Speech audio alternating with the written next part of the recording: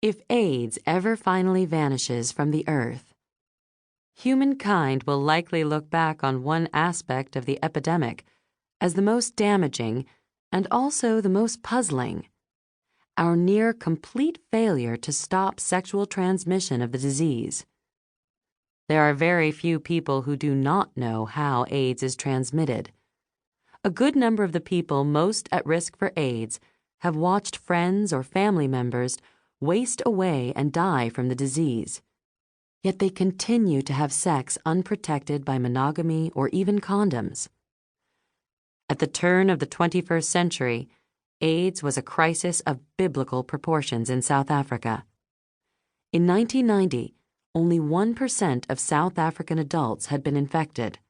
By the end of the decade, the number was closer to 15%. In 1998, a 15-year-old in South Africa had a better than even chance of dying of AIDS. The government's response was minimal. Until 1994, when the apartheid regime fell and Nelson Mandela became the country's first black president, AIDS had been ignored. It was largely a black disease, which meant the white government wasn't interested. Indeed, a plague that selectively killed black people was welcomed by some hardcore apartheid supporters. After 1994, AIDS was still not a priority in a country where the needs were endless and the government's to-do list infinite.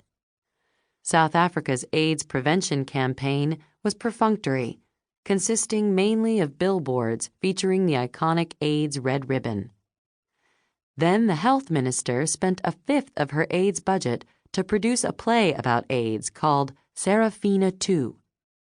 The resulting scandal paralyzed the government's efforts to fight the disease. Nonetheless, even if South Africa had done what other countries were doing in the 1990s, it is unlikely that would have helped to reduce the scope of AIDS. Then, as now, transmission of HIV, the virus that causes AIDS, happened largely among young people.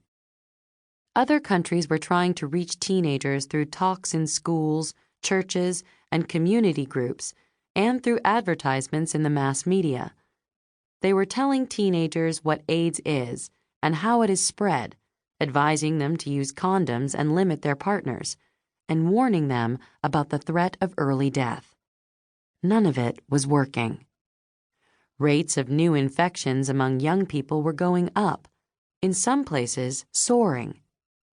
Public health experts believed that if teenagers understood what was at stake and were taught how to protect themselves, they would surely do it.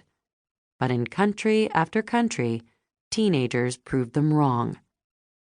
South Africa ended up trying something very different, a strategy designed not only by public health experts, those usual suspects, but also by psychologists, advertising executives, marketing gurus, and teens themselves. They designed what eventually became South Africa's largest AIDS prevention campaign. It used no appeals to fear, and its information about AIDS arrived wrapped in a coating of the frothy stuff teenagers love: pop stars, fashion, love advice, teen slang, and gossip. The AIDS prevention campaign concentrated on teens' need for belonging and connection. It tried to make an HIV-free lifestyle fun and cool. Rather than resort to finger-wagging, it helped young people change their lives by putting them in the company of peers who had changed theirs.